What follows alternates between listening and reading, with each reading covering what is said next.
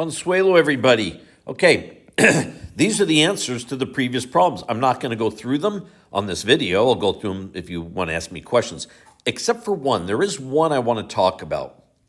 Okay, and that's number 6. Okay, and number 6, the problem was 2x minus 14 all over 7 minus x. Okay? Now, what would you do? You'd factor out the 2. That would give you x minus 7.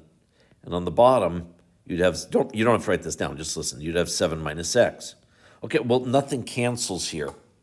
But notice that the bottom here is the exact opposite as this factor. Well, how do you deal with it? There are 2 ways to deal with this, okay? The first way, which is probably the most obvious way, and it's fine, there's nothing wrong with it. The first way is factor a negative 1. So this had been a 7 minus x, sorry. Factor a negative 1 out of the denominator, and that would give you x minus 7.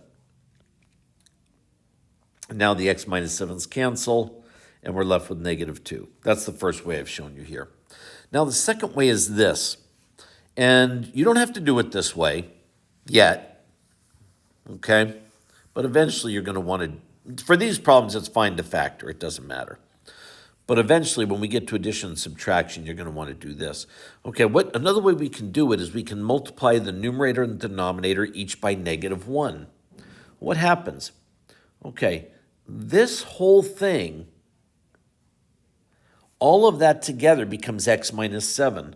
So all of that cancels with the x minus 7. And what are you left with? 2 times negative 1, which is then negative 2. Again, you don't have to do it that way. I just want you to understand it. You should understand both ways. For now, factoring out the negative 1 is fine.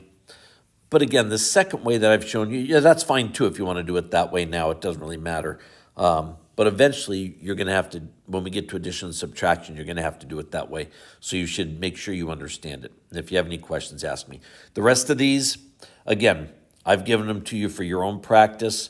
If you have any questions on them, ask me. These are just the answers to the questions in the previous file. Consuelo.